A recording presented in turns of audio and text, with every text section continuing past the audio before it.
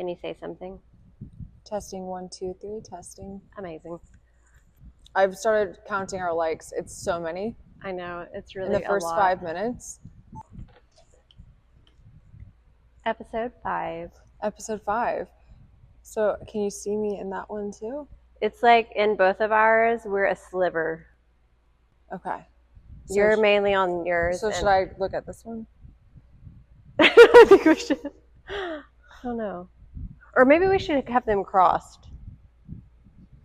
Maybe that would look better. You know what I mean? Let's cross them. Yeah. Okay. Let me know if you think this sounds stupid. That should be the first part. Welcome to Between Two Lenses. I'm Kale Vox. And I'm Alex Zak. Together we're here to explore the world of photography and creating through a different lens, a more honest lens and from a less technical perspective. As two female photographers, we navigate a unique journey filled with challenges, triumphs, and joys of creating art through our lenses. We'll be talking about our work, reacting to yours, exploring the impact of beauty standards in our field, and what it's like being a woman in this industry. So whether you're a seasoned photographer, a beginner, or just someone who appreciates honest chat, we hope to inspire you to see the world in a new light and maybe make you laugh a little. As Reinhardt said, art is too serious to be taken seriously.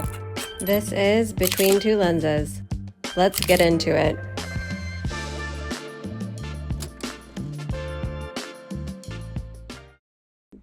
You might be cutting them off. Just like ears. Yeah, it's like just a little Just tips the of the ears. Might be able to see his back because I think you can see like down here. Episode 5. Episode 5. Episode 5. We have co-hosts. We have 2 co-hosts in here. You can't Alex see and them. dogs. Marty and Damien. Marty and Damien. Oh! You can't see right now, but he's laying down on the ground in front of us. He's such a good boy, and I wish we had a video camera down there. I do too. You want to put your phone down there? Yeah, it's charging. If I get up, they'll get up though. Oh. You'll have to get up. Okay. I can't get up, or they'll think I'm leaving. Where is it? It's charging on the mirror. Dead. Dying. I love it. You're so handsome. You're such a handsome boy. They're such good boys. Very. They are good boys. Okay. Okay, Yay. We just had to show you off because you're so stinking cute. They're so cute. Very. Love them. Thanks for liking them.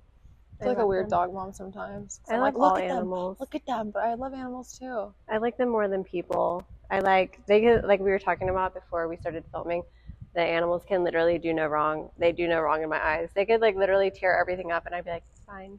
I didn't need it anyways. Didn't need it. Materialistic. But if humans do something. Oh, we No, but really, off with your head. For real.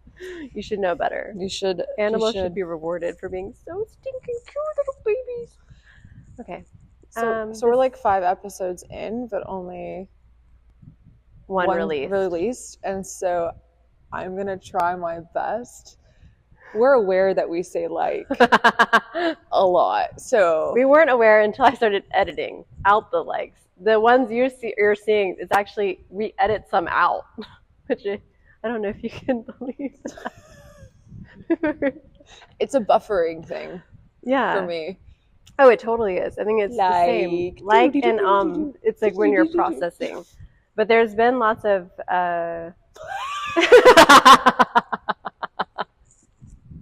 there's been lots of studies about how it's better.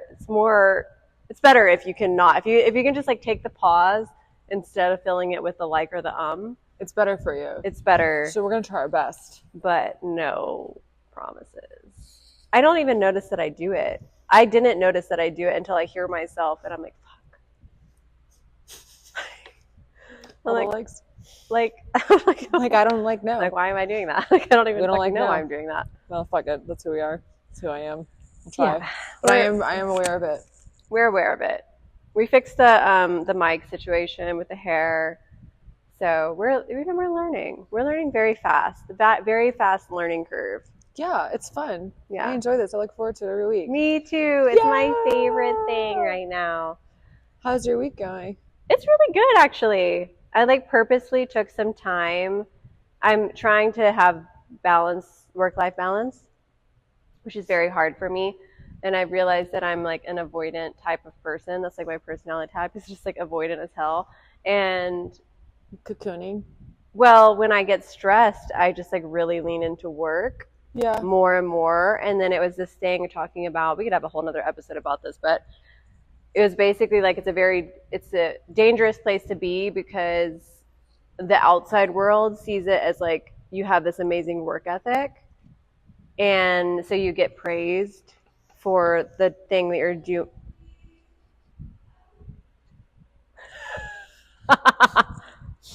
You're avoiding it, but you're getting praised for it. So you don't really consciously realize that it's like a bad thing that you're doing, or like self-sabotaging, I guess, because you're hearing positive feedback. People are like, Stay.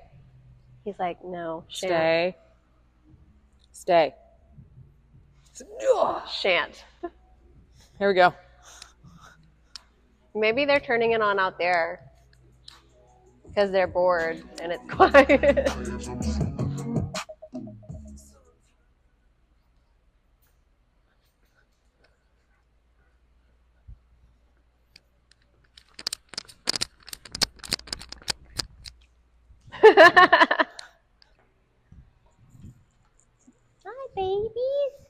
Hi, babies.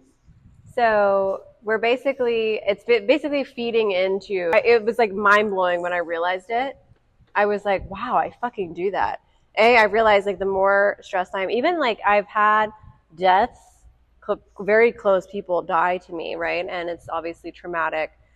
And most people that are normal people would be grieving and have their grieving process and be with their family and loved ones. And I, multiple times when like terrible things happen like that, I just want to work. Yeah. And I even remember years ago, I had lost 2 people back to back. And I both times I did that where it was easier for me to be at work than to sit and deal with my feelings. And my bosses at the time were like, I was like, no, I want to work. And they're like, are you sure? They're like, we feel like you should take the time because like it just happened. And I was like, no, believe me, it's easier for me if I work. And I didn't realize I was doing that at the time. But now that I'm reading more about it, I'm like, okay, that's an avoidance thing. And it's hard to understand because everyone around you is like cheering you on, usually, unless it's something like that. But usually, I get every week I get texts from people that I know being like, girl, like, I don't know how you're doing everything you're doing. Like, you're killing it. Like, you're so inspiring. You're like this, you're that. And I'm like, I'm avoidant and stressed. It's a personality disorder. Yeah. Thank you. But I'm trying to work on that. The point of that was that I'm trying to actively work on it.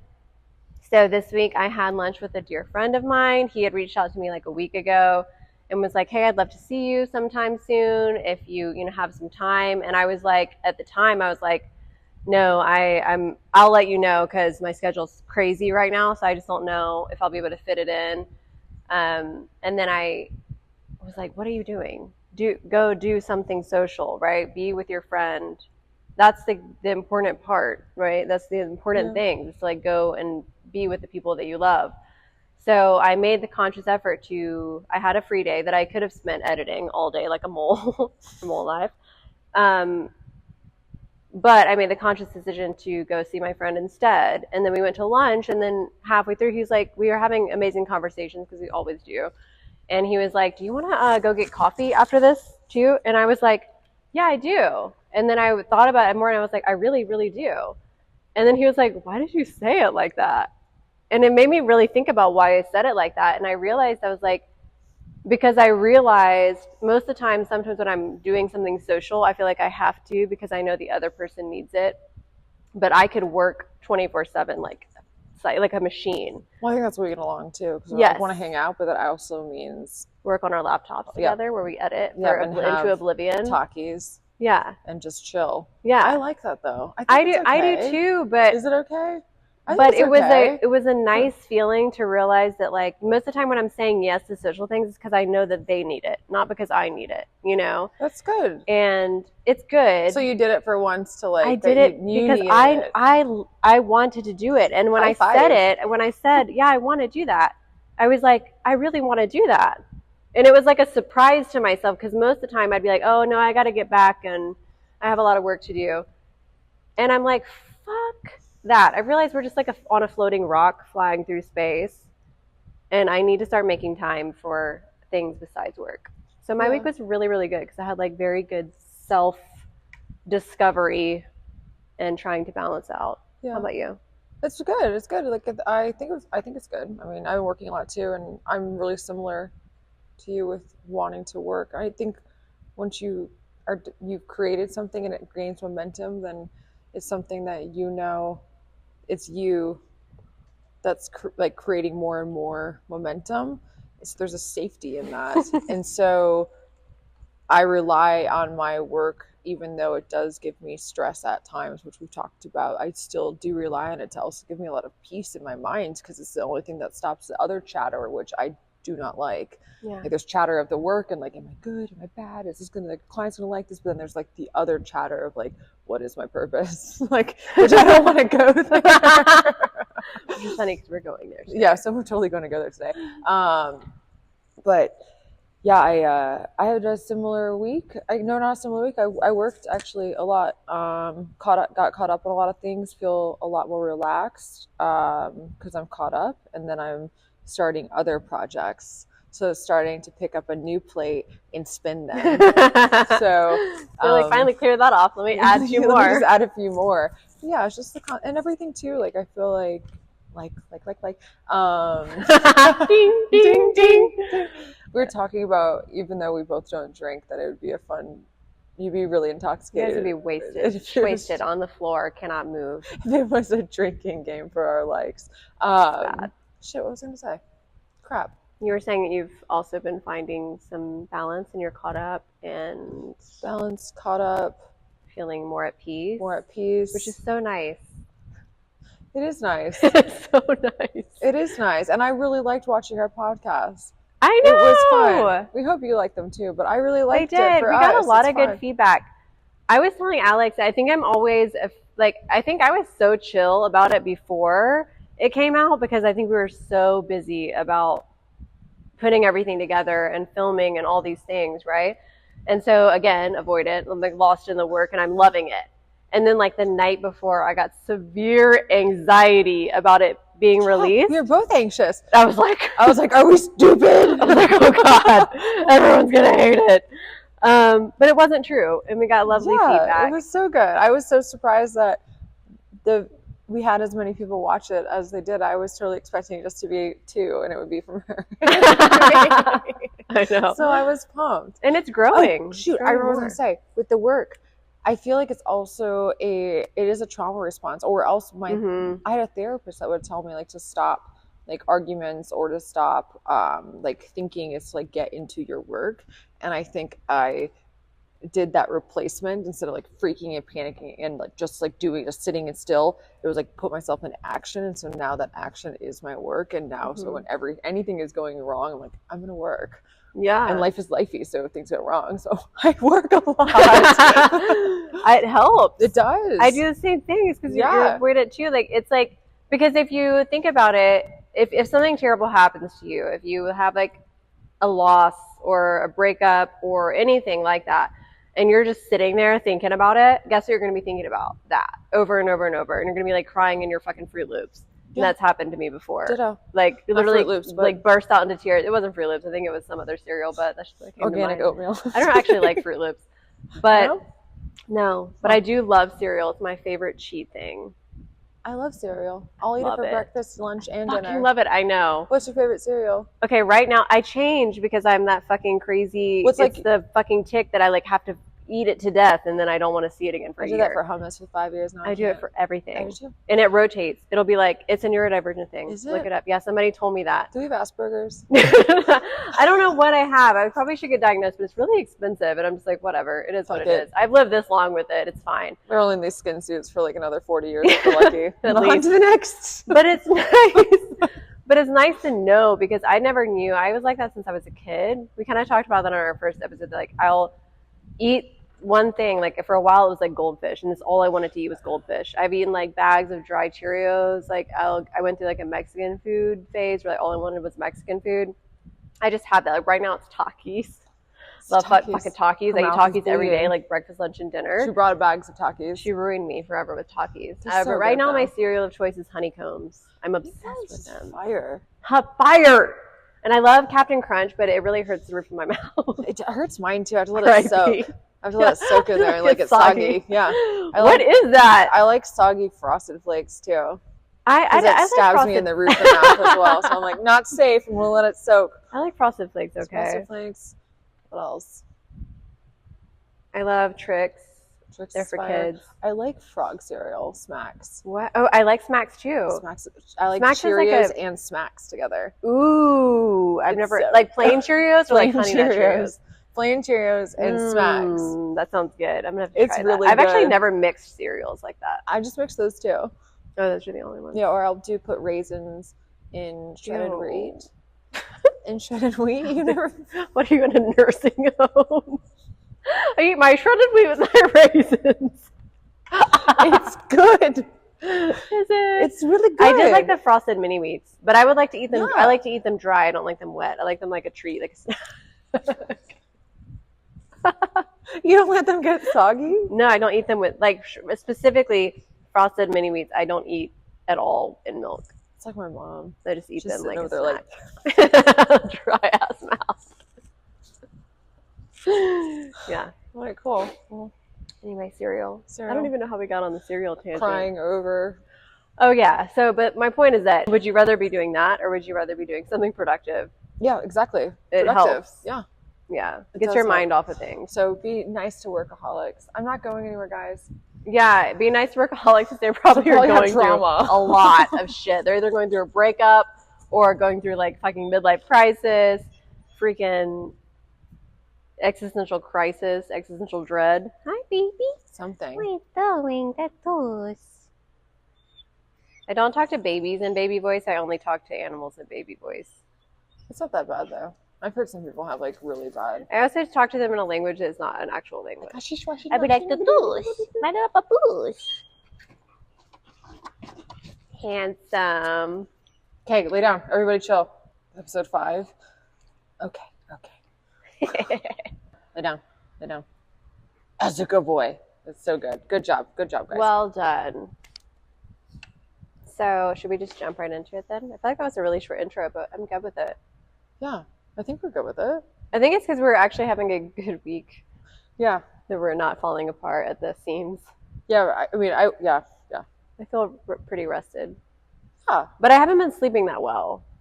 But I feel pretty rested, which is weird. I think the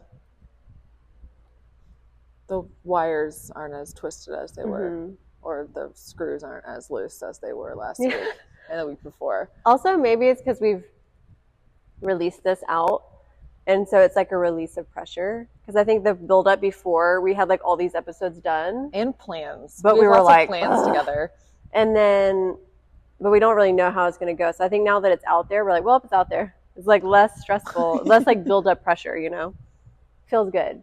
Now it's like, well, it's out there. Here we are. Please don't hate us. They don't hate us. They love us. They love us. This week. Maybe by the time this one comes out, they won't like us. Episode 5. Maybe you'll hate us. Never know. Who knows? Okay, so today we're talking about personal branding. So it's funny that you should mention life purpose. That is intertwined, whether or not you like it or not. Why do people need a personal brand?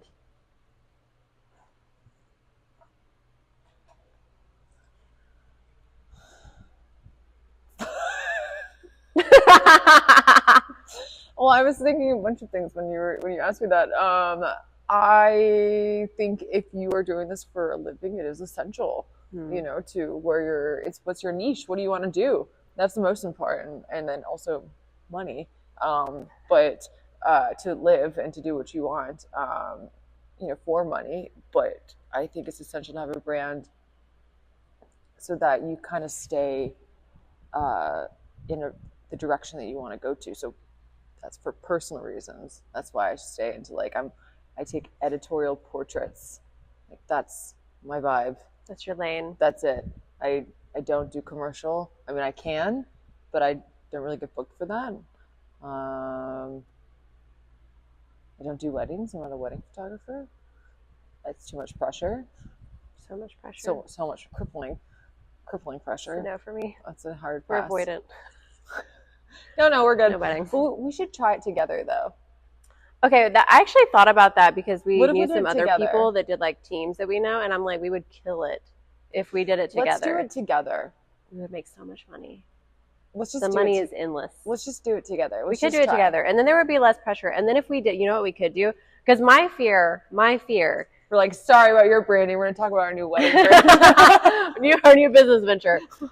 Take 1,000. I feel like with weddings, the reason why I don't do them for multiple reasons, they're just a long ass fucking day. People wonder why weddings cost thousands and thousands of dollars. It's because the people shooting your wedding are there all damn day. They have to photograph you before, during, after, all the things in between.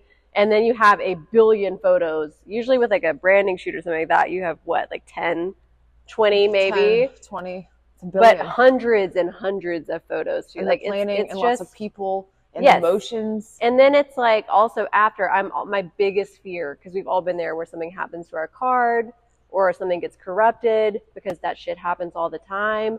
And like for me, it's too much pressure because a headshot session, I can be like, whoops, my card broke down. We can do that again. Everything is redoable. We can't redo a wedding. You can't redo a wedding. Can we have an event? Like yeah. It's just terrifying. Terrifying. Let's do it. Let's do it. Yeah, but if we did it together, we could do that. We could have where we shoot on both, and then if something did happen to one, we have a backup. 10 out of 10 would recommend. Yeah, do that. I'm down. Let's do it. Wait, is it wedding season now? We could brand a show for next year. We can start doing it for fall. Oh yeah, done. Yes, but knowing your lane, and I think to extend on that, why it's really important to have, like, to know your branding is so that, like, kind of ties into that, but like so other people know who you are, yeah, and what your brand is. Because I think for a long time I got into the I do like a lot of different things, so like sometimes my mind can be like, and that's fine, but I still have to dial it in and focus on at least a style or something that like is the glue that holds all of it together, so that when people are coming to me, they know where they're coming for. Because I feel like sometimes if you're too all over the place, people don't actually know what the fuck you do. Yeah. And the thing is, you can do it all. Like I have tons of clients. I don't actually post. I post some of my client work, but not most of it. Majority of my stuff on my page is just my creative, what I want you to see. But I have clients that will reach out to me and they're like, "Do you do this type?" And I'm like, "Sure, I'll do it." You know what I mean? But it's just not what I want to be necessarily known for. Now we're gonna do it. And we won't have soul crushing anxiety beforehand. It's giving me a lump in my throat. But I think together. Think about it. No, together it'll be good. It'll be fine. Okay, branding. Okay, branding. So yeah, branding is super, super important. No. Branding. They agree. Oh. You're fine. No, we're not going anywhere. You already ate. You're fine. You went potties. Everything's good. No. Lay down. Lay down. They got really riled up. I think it's because we said branding. The number. What motivated you to develop your personal brand? What are you known for? You kind of already answered that a little bit, but not the motivation part. So I'd like to know that part. But the motivation? Yeah, the motivation behind it, but also you kind of said you're like editorial portraits. Editorial portraits.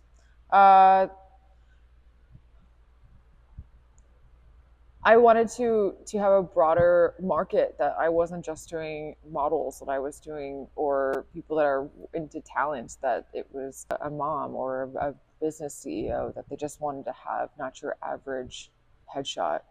And so then that started going into like more of like personal branding, because so many of my clients had their own businesses, and then that's how then they like the editorial vibe of it. Like they enjoy having images of themselves, and I like doing this as well, where they just look like they're in a different light. Mm-hmm. So that's what I stuck to. That's what motivates me. Then they felt good about themselves. Is that why you got into that though? Like, is that like what motivated you to like build that as your brand? I liked making people that weren't in the modeling and talent industries to feel good about themselves and see themselves in a different light. So that was really fun, and that did motivate me to figure out different ways to make them. So you have a beautiful face, you can't go wrong with any angle most of the time, unless you want this. But when you have someone with really interesting characteristics, or someone that is self-conscious about something on their face, then you have to get creative and know your lights and your angles for them specifically. And then you might not ever get a person that looks like them again, but that's what's fun for me. And then when they get their images and they're like, wow, you're like, that's me. I love that. I like that too. That's what about cool. you? I struggled with it a little bit, and I'm still on this, I'm still on that path, because I am so scattered all the time, and I'm so I don't know, sometimes I just feel like I'm drowning in ideas or concepts or like what directions I want to go in.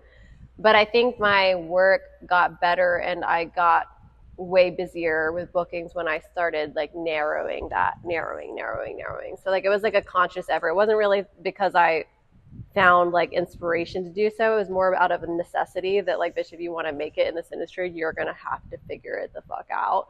So it was more like a very mindful, intentional, narrow the fuck now, which is hard for me. And I would say my personal branding is more feeling, vibey, cinematic type storytelling shooting, I guess. It was always a little grittier. Yeah, grittier, a little bit more edgy, that kind of vibe. But the baseline is that I would call myself a storyteller. I want to tell a story. So that's where I started as a base, because I'm you really have to have one thing that unifies everything. So as long as you have that, then you're golden. And I realized that it opens so many doors, and you can do a lot of stuff, but do it all in that way. Yeah. And so that really helped me. So I think just forcing myself to narrow down, and I'd say now that is to make people feel something with storylines, basically. And that works with the video as well, video and photo.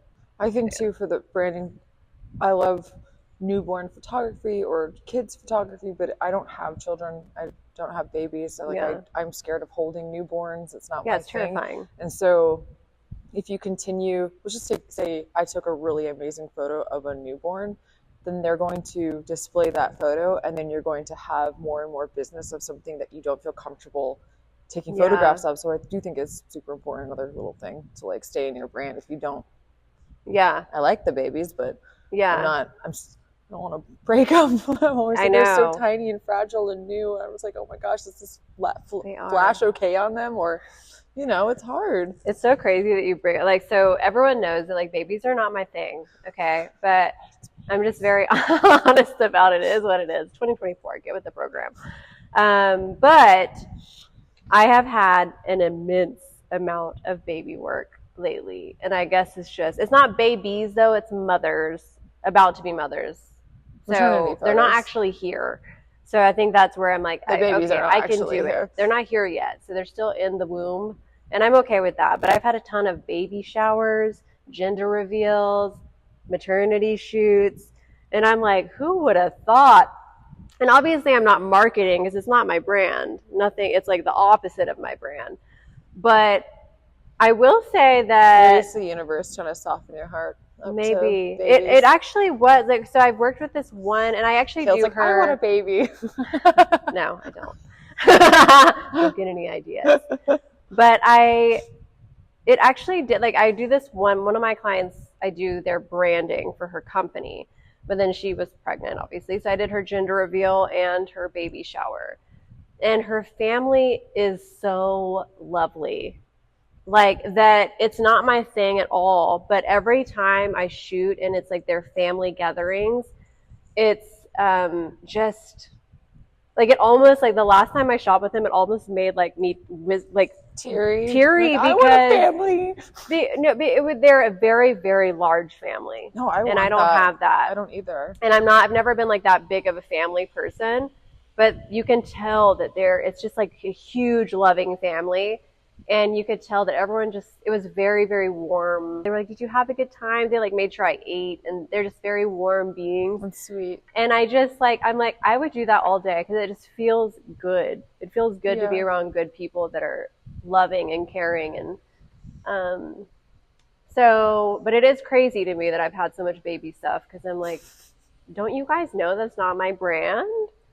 But like, damn, I'm like getting it more. Like, yeah, lots and like the more I get it, the more, and it's not, I'm not even posting it. It's not like they can be like, oh yeah, she did a baby thing. Because they're like, look at these photos. They're like, who took that? And then yeah, it just goes from crazy. There. It's wild. So I'm like, it's fine. I can lean into the baby stuff. You're not gonna see it, but I think it's more like that. I can do the mothers before. I like how you say mothers before. Before the babies. Mothers before. After the babies, find somebody else. Mother before. Pre-mother. Yeah, pre-moms. Pre-moms. But I did. It was very interesting lately. I've had lots of baby experiences. Like my new babe. Ooh, this is a good one. Yeah, I was honestly tired of looking at the yellow one because I hate yellow so much. The one with all the hair dye on it? Yeah, I was wondering what that was. It's hair dye. I thought it was makeup, but I was like, wow, some sturdy makeup. Waterproof makeup. I really needed a vape hit. No, I do like that one. Right? That one's like a little trendy. Yeah, the battery pack doesn't stand, so I have to constantly do this. What the fuck? I know. You should return it. They don't let you. Even if it's defective? I'd be like, the battery doesn't They're like, stand. sorry, did you put your mouth on it? And you're like, yes, I did. They're like, you can't return it. I would email that company so fast. I did. That's what they said? Yeah. They're like, sorry, you used it. They make you take a picture of how many puffs. Yeah, but... And I took too many puffs. It's not like under warranty, these cheap-ass vapes. No, like, this one was expensive. This under 100 puffs and your toes. Not even 71 puffs and it's broken. I took 1,000. What brand is this? We're going to out them. Maybe they'll give you a free Voo one. Poo, it's poo. Voo Poo? But it is really good. Voo Poo is poo poo. Don't buy one. It is good though. I like them. No, we don't like them because they break and you paid good money for it. So they should send you a new one like decent companies do. Yeah. That's kind of a necessity when you're using something. My the PO battery box to is stay 415. Like, what the fuck? I know. It was a bummer. So Voo Poo, send her a new tutu. But they have excellent. Another tutu, please. Robin calls it a puffer. She's like, let me see the puffer. A little puff puff. Yeah, a little puffer. Okay, this is a good one because this is something I did learn, and you've actually mentioned this recently. I learned it in like a class or like a whatever demonstration. And you brought it up recently. But like a seminar. A seminar. An in-person version. But you brought it up recently when we were talking about the pod, because we were talking about branding and that we needed to figure out a brand. And this is something that's important for that. How would you describe your personal brand in 3 words? Because this is like in the seminar that I took, they were like, if you can figure that out, that's a really good place to start. Is if you can have 3 to 5 words that are your brand, and then you can kind of grow your brand from there. So, clean, luxury, fashion. Oh, that's good. That's good, and that is like everything that you do. I mean, it's very on. Thank you. Yeah, I would say like grit or edge. I would say feeling or emotional. And I would say, still figuring that last one out. Maybe like dark, but not everything I do is dark, so that's not really accurate. I would say. What would you say? I would say storytelling, edgy. And hold on, let me think. Hold on 1 second. I would say for yours, I mean, real could be one of them too. Because I like my stuff really real. What's another word for it's not gothic, but what's another word for gothic? Well, that's what I was trying to, that's why they're going with dark. But like when people think about dark, they think about really I shoot everything dark, which I don't.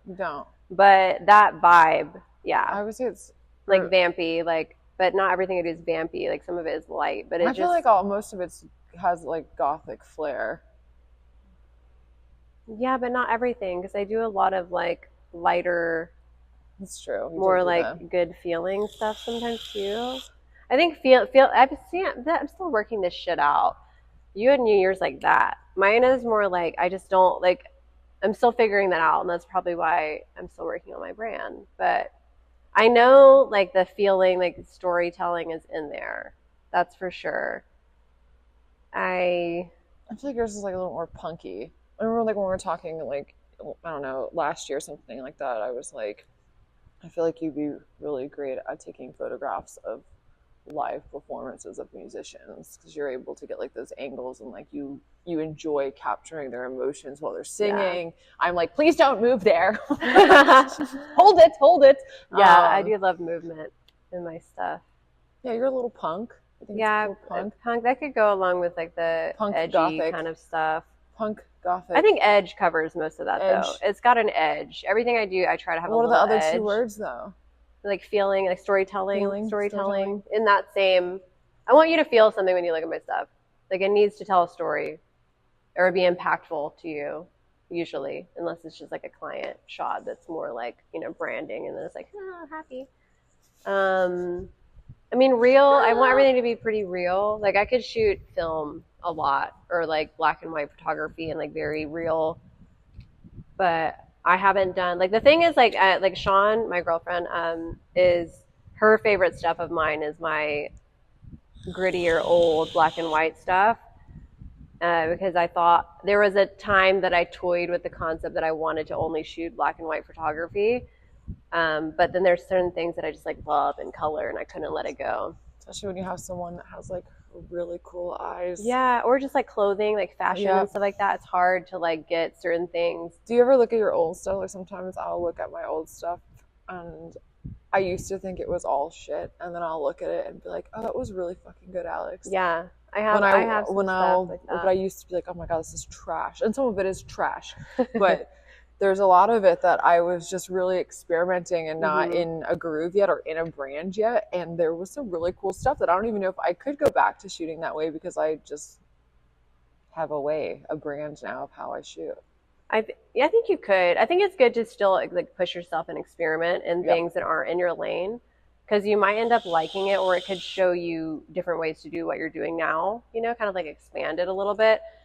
But there's one in particular, like a shoot that I did with my friend Symphony that sticks in my head for forever. And like if I could shoot one type of thing, it would be that all the time. And it is like black and white, sort of more like hyper realism. Portraiture, like that kind of stuff I really love. So like very real black and white. There was no retouching or anything like that. Lately I've been shooting a lot of fashiony stuff or creative portraits and that kind of stuff, and that needs a little bit more retouching. But I think as my brand, my personal brand, I'm always trying to make things look as real as possible, which is sometimes not doable in markets that I'm in right now, or like people that I'm working with or clients that I'm working with. But like for what I would want to be known for, I think it would be like the raw. I think raw is a good one for me. Rawness is a good one because I want things to feel very not perfect, very gritty. So that might be a good. Raw is a good one. Okay, Raw. Check. Raw. I think I started a list when I took that seminar, and I was like trying to write down. I think I had like 5 or 6 words, and I just couldn't. I was just like, I don't know, because I like so many different stuff. And then they were basically like, you need to like everything you shoot needs to have those things for you to be on brand, right? And so now I've done edgy it. Baby portrait. So now I do. Well, I did one of my maternity shoots was a friend of mine, and she specifically sought me out because she did not want the fluffy white baby shit. She wanted a dark, vampy, edgy photo shoot for her maternity stuff, and that's exactly what we did. And she was like, I knew you were the person to come to because that's your brand. And I was like, oh, I love that. No, I love too that with Heather, when she first met you, she was like, oh, she's like a sweet little kitten. Like she thought that like just based upon her images and what you post out there that you were gonna be like, I don't know, devil, like, no. like. I love that. I hear that a lot. People are like, I was blood. so afraid of you. But people that know me, they're like, I can't even see people like thinking of you like, because I am a lovely person unless you tick me off. And then I'm Not. not a lovely person. But yeah, I do love. I actually like. I maybe it shouldn't be this way, but I actually do like that. I like that it's scary for people. That's my brand. Is that I want to look angry. Angry and terrifying. They're like, I you like look it, like that though. thing that's like, you look scary, and she's like, good. And so I feel all the time. On brand. On brand, scary. Scary, dark, gritty. Yeah. I'm surprised that your camera's still going. Let me double check that. Let me just Probably make sure. isn't. Let me just make sure. I didn't hear it like tink tink though. Doesn't mean that it hasn't, but I haven't heard it. Good? Oh my god. Wait. So this one has not been recording for some time now. I don't know how long. Because it says you have 42 minutes left and you only had 50 something, right? So it recorded for like 10 minutes. 10 minutes. That's great. That's great. Let me just make. I mean, this one has both of us, but really? I don't know why it's like that. I don't know, because it usually does like 30 minutes. That was weird. I didn't hear it either. I didn't either. It usually tells us. Let me make sure. I'm like paranoid. Ah! Yeah, boobos. Okay, where actually this one's getting flyable. Have you ever seen that? Dr. Steve Brule. Mm-mm. And it's for your health. But he's drinking, and it's a wine tasting, and he's like, "This is Pinot Noir," and that's all she wrote. No, I haven't seen that. Do you want to do number 6 or 7? You can read either of them. I don't care. How do you differentiate yourself from others in your industry?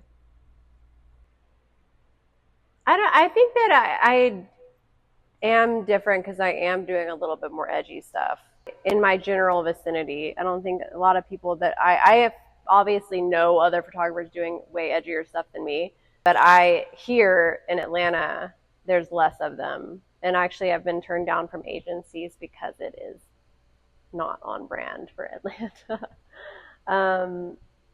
But in New York, I get great stuff. And also I'm like, if you guys think this is edgy, don't go to New York, because New York is like a whole different monster.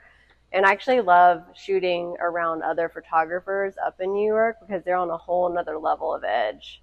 Everything is much more real, raw. They don't give a fuck about retouching. They want no sort of glamour shots. They want the harshest, ugliest lighting, and it's art. So I need some of that to remind me like this is okay, because I think sometimes here it feels like I'm a fish out of water, or like that I'm the only person that likes, and then I start getting in my head, like I've had moments where I'm like, should I stop shooting like this? Should I shoot different? And luckily I've had people like Alex and other people that are like, no, that's your style. Just do your style. do with your style. Do your thing. And it's been really nice because sometimes it's hard if you're not surrounded by similar artists. It's hard to remember that it's okay to do weirder shit. Because I'm like, and now compared to other people, like in New York, like I said, I'm doing very vanilla shit, but here it feels very little edgy taboo. and different. Yeah. Yeah. So that's, but I differentiate myself now. I'm leaning into it more now. Yeah. I stopped trying to stopped trying to like tune it down a little bit, and I'm just like, fuck it, this is what it is. So I think that does differentiate my brand here. What about you? I think that my experience at modeling for so long, and posing people, it makes me a little bit different. That I know how it feels. I mean, you did that too, but the knowing how it feels to be in front of the camera. Yeah. I really connect with my clients. 90% of my clients become my friends afterwards. We stay in touch. We reshoot. I reshoot their families. I do reshoot their children, whatever it may be. So, even though it is a business, it becomes like quite a big family of people that I've shot. Yeah. So it becomes like a trickle down effect. So maybe that's how I differentiate. I feel like people know what they're going to get. They've seen enough images of different people where, although they are different, there is a similar vibe. You can tell that I've taken it. People know what to expect. You're consistent. I'm consistent, and you're in good hands with posing, and I communicate. And you're comfortable. I think it's the comfortability thing, because I do see people, I don't look often, but I do think that I get referred based upon how comfortable people are with me in a shoot. Yeah. There might be someone that is more technical or has had more years, but they're not as they can't connect as quickly. Yeah. But that's from my years of bartending. But also, and like you said, in model, I didn't even think about that one, but that one's so true because I think that it does. I actually do know multiple multiple models that have turned into photographers, and I do think it makes you a far better photographer because you've been in their shoes. You know what the angles mean. You know how to pose them. You know what it feels like to model. And I get that all the time too. Or even like, I think because I've done every aspect. I've been a makeup artist. I've done the modeling. So it's easy for me to, I know all the aspects. And so it helps me on set a lot, take a good photo. So that's a huge one. I think that is it makes you very dangerous, I think, to know all the steps. Versus just being a photographer that doesn't, because we've all shot with those people that are just not, they want to take the picture, but hands are big. Or just like even like doing, if you haven't posed that way or been put in that pose and someone's telling you to keep that pose, how hard it might be. Yeah. Or twisting you're like, oh wait, that's probably hurts them.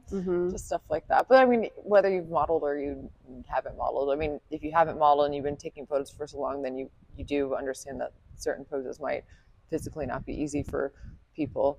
But I just feel like if you've modeled, then you definitely know, I know I don't like to see my fingers a lot because I don't have my nails in all the time, or feet. We should have talked about this in our modeling episode, but it's always supposed to be blades, not spades. I like that. So whenever you're like, it's a very good way to like model. You shouldn't ever be like this because it makes your hands look wide and awkward. But if you keep them like this, it keeps them very like elongated and pretty. So like blades, not spades. Like even like down here should be like this, not like this. I'm gonna do that tomorrow or Friday. It helps a lot. I always explain like that, and people immediately get it. I know not pushing down on anything too. Yeah. Or like your arms, you always want to have a little.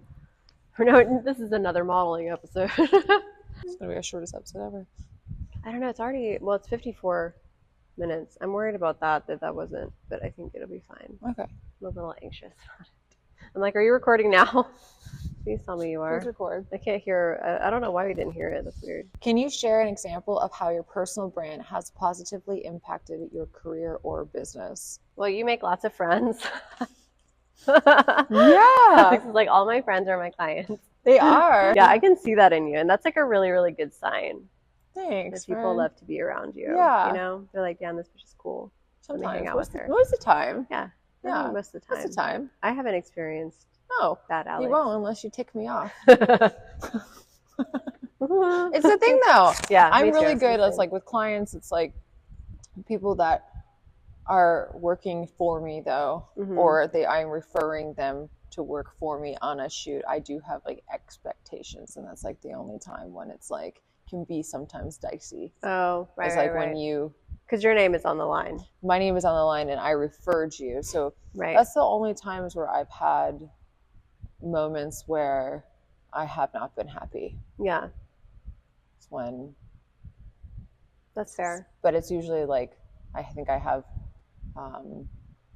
I am human and I have a reason to be upset if someone didn't show up or didn't 100%. like pull their weight in a shoot. It's the most, when everyone else has, that's like the most freaking sad and frustrating thing. 100%. And that's normal. That's the only time I think you'll ever see me ticked off. Which we've worked together and it was so much fun. Yeah, we killed it. We fucking killed it. She styled it and it was nice to have her like there with me and work together. And it's so tricky too, which could be a whole nother episode, is like working with another photographer, creative.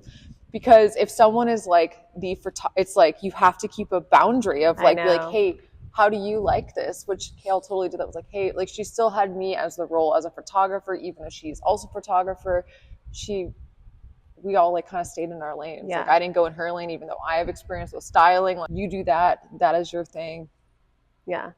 It was really cool. It's important. I enjoyed working with you. I've learned that like on multiple shoots, working with other people. And that was more in my like makeup days, because I think the makeup artist is like the least, like they're very like they're there and they do an amazing job, and then they get to kind of like Chill. oversee, and they kind of are like the least involved with like the drama that happens within. You know, they're just like, they made someone beautiful, done, my job is done, and then they do touch-ups, but they can kind of see the inner workings. And I remember my days as a makeup artist, the tea, the drama behind stage, because it does sometimes, especially with even like if someone is not a photographer as well, if they're just a stylist, sometimes it gets like basically too many cooks in the kitchen.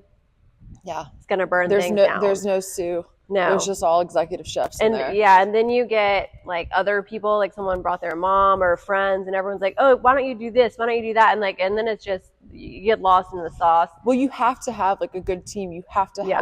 let someone be Yeah. the chef, and there Let can people be do other their chefs job. too. Yeah. But like there has to be like an executive Yeah. chef. And then you could see it too. A lot of the times I always look at like the photographer's face, and you can see when they're just like, please shut the fuck up. I know, they're Shut just the gritting fuck their up. teeth. Just like, you're like, they're just like this. They're just like, people are like, oh, why don't she do this? They're just like, hey, like, why are these people here talking to me? I'm trying to create art. So I think because of that, because of my experience with that, I try to stay very much like, okay, this is my job today. Let me do my job. Let them do their job. Right. I don't remember what the question was originally. I don't know. Let me make sure this was recording now. I'm paranoid. I think we only have one more question anyway. Alrighty. I think this is What was the question? Can you share an example of how your personal brand has positively impacted your career? Oh, we answered that already. Yeah. My clients have turned friends. Oh yeah, hers and family. And for me, it's just given me more work. The branding has given me more work, much more work. How do you stay relevant in an ever-changing landscape within your industry, and do you adapt your brand with time? Do you like change your brand, or are you just like, oh, this is my brand, I'm staying there? Oh, I think it's healthy to pivot. Yeah. Yeah, I think it's really healthy to pivot. I think staying the same, then you'll end up being like a dinosaur, like we talked about. If you're just like, I only shoot with this light, or I only, no, I'm constantly changing, but my clean, luxury, keep those in fashion, mind. That's it. Those stay in mind, or editorial edge to all of my images. But no, I do pivot, but most of the time I pivot with like either pricing, or time, poses. Yeah. Or how many outfit changes. Most of the things are behind the scenes. Yeah. Pivoting for my internal, more like business internal workings. brand. Right. But I just redid my logo, so I don't know. I'm redoing my stuff. I'm working on my website.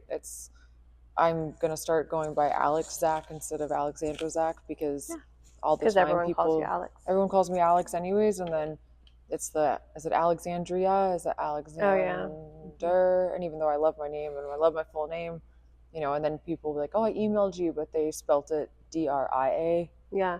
Versus just ALEX. Yeah.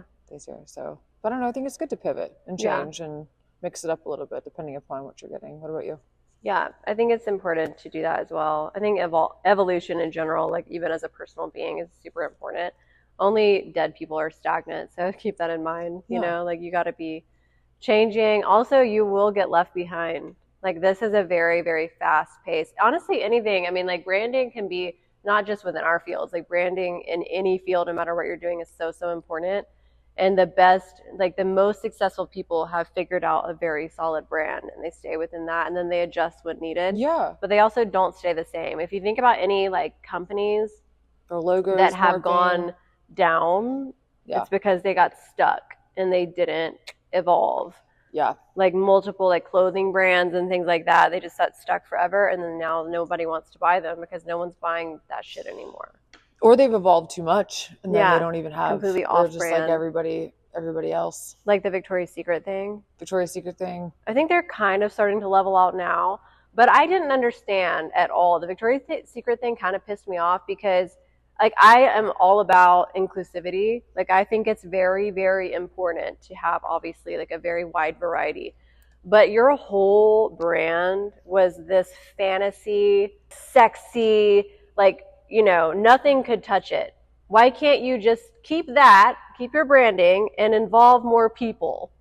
You don't have to make it because it ended up looking like their stuff ended up looking like Lane Bryant or like what's the other one that was like Somo Yeah, or which is Sona. for my mom loves Soma. Yeah, but yeah, Soma. My mom thank is you. also over 65. Right, but I'm like, that wasn't your brand, dude. Like, No, you don't have to I turn think your it's brand into a completely okay. We were different kind of fucking talking about company. that the other day, about it's okay to have like specific niches Yes. of people that shop or want to Yeah. shoot with you. Like, it's okay. Yeah. It's okay. But also, even if you want to expand and like have more people involved, you like curvier girls can also be super sexy and fantasy. Yes. They don't have to wear bras and underwears that look like they came from Target. Like it doesn't. You No. don't have to. That's right. I didn't get the disconnect there. They were like, oh, we're rebranding, so we can't have any of our super sexy garters and stuff anymore. We're wearing all cotton panties. Like, and I was like, it was ugh. very weird. It was I just felt like, okay, you've lost yourself as a brand, and obviously that rebrand failed. And I think now they're trying to kind of find somewhere in the middle. Yeah. Which I think will serve them better. But like branding is so important, and like, or even like that. We're talking. I'm thinking about like every store that was in a suburban mall right like now. Abercrombie and Fitch. Yeah, well, they had to Abercrombie rebrand. used to be like my dad used to shop there, but it was like a hunting store for men. Like that's what it was. So like that aesthetic of like New England type hunters, or that's what it was for, though. It was for hunters. It was supposed to be for men too. So there's all the bucks and stuff like that, and their dark wood branding. Remember how the old stores used to be like that? And some like I think like the long time, I remember as a teenager going to the one in New York there, like that one was really cool. It was like super dark mahogany woods, and it still felt like a hunting store, but then it just changed over time into like some like over sexualized teenage daydream. And then I wasn't allowed to even go in there as a teen. My mom would not let me go in. That was one of my first jobs. It was one of mine too. I worked at Abercrombie Kids, and I loved that job. I was a greeter. Their brand at the time was the it brand. Like if you were anybody who knew anybody, you were wearing Abercrombie. I was too poor to wear that shit, so we always went to like the outlets and bought the stuff that had like the holes in it, but like no one's gonna know. We had like the black marker through the tag, and then I started working there, and then when you work there, you can get stuff to wear at a very heavily discount. And we were really tiny, so we could shop at Abercrombie Kids, size 12s. But I remember their brand back then, it was very specific. You were like the cool kids, very prep, very cool kids. They didn't, like something which is wild to me now, but they didn't have anything black. They did not use black fabric at all. You could not find anything black in their store. The darkest color they would go is navy. And that was like their part of their brand. They just didn't want to have black clothing. Everything was like that mahogany wood, fucking denim, and very like northeastern type of preppy kid. And we're gonna go sailing. Yeah, and now they have black clothing in there because it's obviously black is amazing, and their branding is a little bit different as well. Like everything's in that. And I feel like that brand is they had to evolve, or else they would like fade Abercrombie. out. Y'all don't know who Robin is, but when Robin comes into town, we always go and stop by at Abercrombie. I don't think the store exists anymore. I still like the smell. I do too. I think it's like ingrained in my head. Yeah, me too. They make candles now, with that scent. Really? Mm-hmm. The Abercrombie They sell them at the store, and I'm like, I've contemplated getting one because I like it so much. Nostalgia. It is. But yeah, rebranding is important when necessary, but also staying true to like the core things is also important, so people know who the fuck you are. Yeah. Or else start all over, which is also an option, but then just start a new brand. Okay, last one, number 10. Number 10. What advice would you give to someone looking to develop their own personal brand? This is a good one. So this can relate to anybody, any field. It doesn't have to be our fields. It can be anything. So I think coming up with like your perfect avatar of a client is huge. Like who do you want to talk to? Like your dream client. Your dream client. Who do you want to talk to? How old are they? What do they do? What are they doing? That's really big. And then I think also I'm really big with fonts and like personalities. And so I think font says a lot about your personality. I think it's a really good question to ask, either like someone new that you're meeting, or like a job interview, like what would be your font? If you were a font, what would you be? Yeah, that's a fair question. I think that tells you Yeah. a lot about your brand as well. Yeah. We're figuring out our Fonts. fonts on here. I think we have it down pretty Yeah, we well, have it though. down. We have it down to 4. Yeah, because we're trying to have like the 2 lenses, right? Yeah. Edgy feeling, clean luxury. Combine those 2, right? Well, there's our brand. We just have one more word. Yeah. Right? Yeah, we can. Yeah. Yeah. There's a brand, but yeah, I think it's important. Different fonts, color schemes, and then and your avatar. Yeah. Because we're mostly photographers, female business owners. Yeah. Models, creatives, all the things. Oh my god, that's what she wrote. I mean, that's really good advice. I think also it kind of leans into that, like knowing who you are sort of thing. But like Ikigai? No. Have you heard of that? Okay, so when you said that, I thought of salad fingers. Ikigai. It's a fish in the oven. It's fun to say. So Ikigai is like a Japanese philosophy. This is something else that I learned in the seminar. It's originated in Japan. So it literally means your like reason for being, or your purpose, your life purpose, right? And basically it's the perfect harmony of things that create your best self, which obviously leads to your best branding and your most authentic self and your most authentic work. And when everything kind of comes into this perfect fruition, right? And it's the people that are very, very, very, basically the people that have figured it out, the most successful people have found their Ikigai, basically. And it's really interesting because it was originated in Okinawa in Japan, which has the most amount, like per capita, of like over 100-year-olds living there. And they think a big reason behind that is because they have found their Ikigai. They're all living within their purpose. They know who they are. They also have found that their reason for working isn't to like pay their bills. It's to like do their life purpose. And when people are doing work they really enjoy, they do it better. They're less stressed, all of these things, And so basically there's 4 corners to Ikigai. It's to find something that you love doing, something that you're good at doing, something that the world needs, and something that you can be paid for or rewarded for. And in the center of that is your Ikigai. I love that. Thanks for sharing that. Yes, it was so impactful to me because I was like, wow, I've never really thought about it like that, but that's so true. When all of those things, if you have all those things, and in the center, the Ikigai it doesn't have to be as tangible as like, I'm shooting fashion photography, right? It can be that your life purpose is to inspire others or to create or to anything, pick a verb. And that is your Ikigai. And so like whatever your sole purpose is, it should be something that has those 4 corners to be the most successful. And then like knowing the difference between a job and like your work is totally different things, I think, because people have a lot of jobs that they hate and they're uninspired by, and they're just doing it to pay the bills, which we all do. But if you can find your Ikigai and you can get paid for it, and it's something that the world needs, and it's something that you love doing, and it's something you're good at, it's like literally everything's in perfect harmony.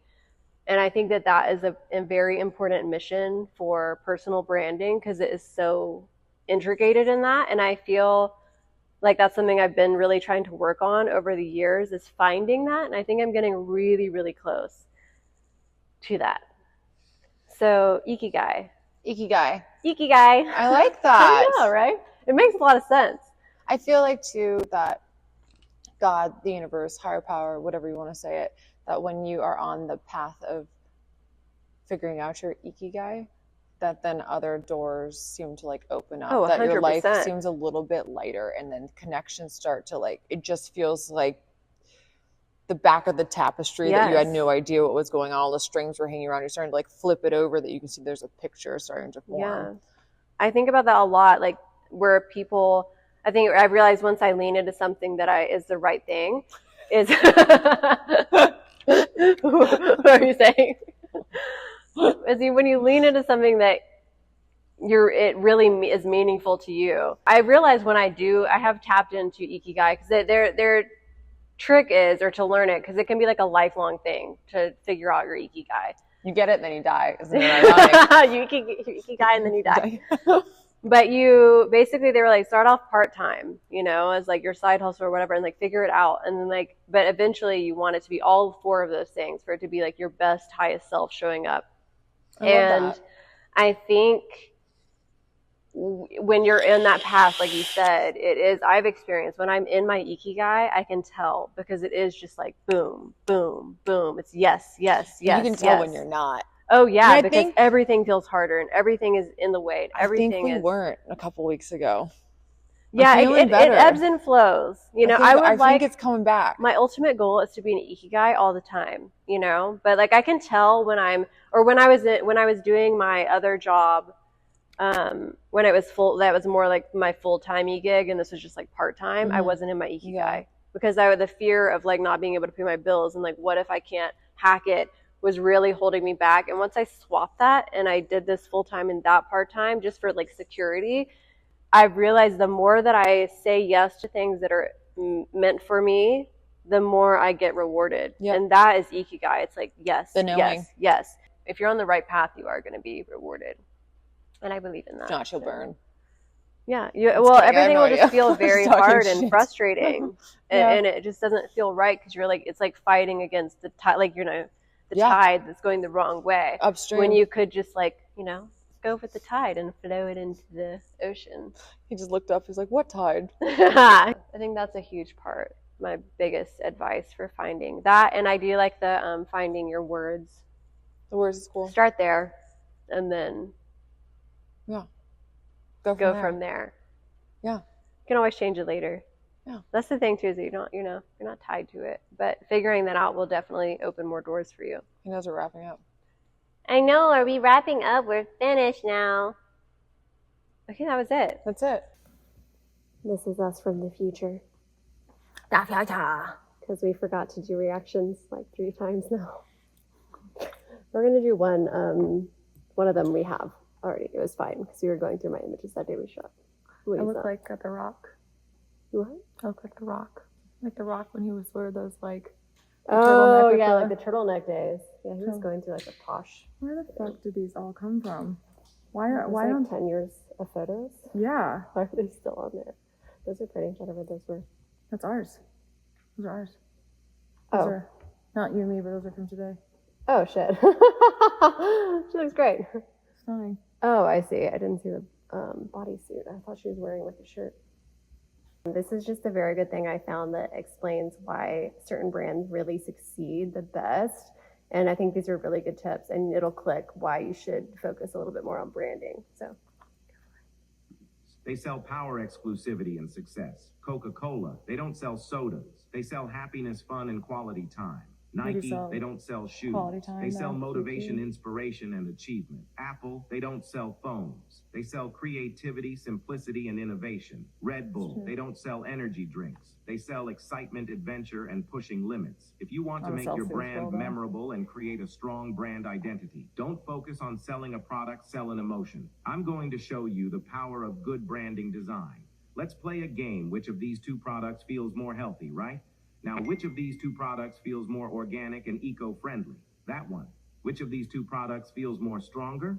That one. So good. Now, which of these 2 products it makes sense when you're seeing premium? it. If you chose that one, then you're correct. Good branding design sparks a certain feeling within your customers that makes them choose you over your competition.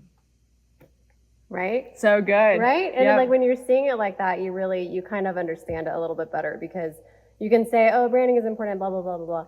But like, why branding? And like, we're always being sold. We're consumers, so we're always being sold some stuff wherever we go. And it does make a difference exactly how you brand yourself, because whether you like it or not, it is marketing.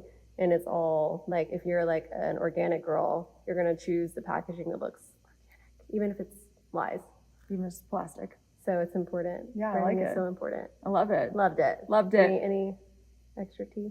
Extra. I'm on like E right now. She just took 2 shoots. But yeah, we agree. Okay. Bye. Tell us what else we should talk about. We have a very long list of things started, but if you guys have anything in mind, it doesn't even have to be, because I think our speed. We obviously are talking about creating photography, video, that kind of stuff. But I think we're also opening it up to more like also just like business and, you know, everything. Where life is large. We're going to have guests. There are people that are very good in their craft and what they're doing so that they can inspire you guys and inspire us. And so tell us what we should talk about. Yeah, Doesn't have to we're be pivoting too. Yeah. We're figuring out the brand, you know. Cool. Hell yeah. Yeah. I like today. Me too. Yay! All right, bye. Okay, bye. Bye.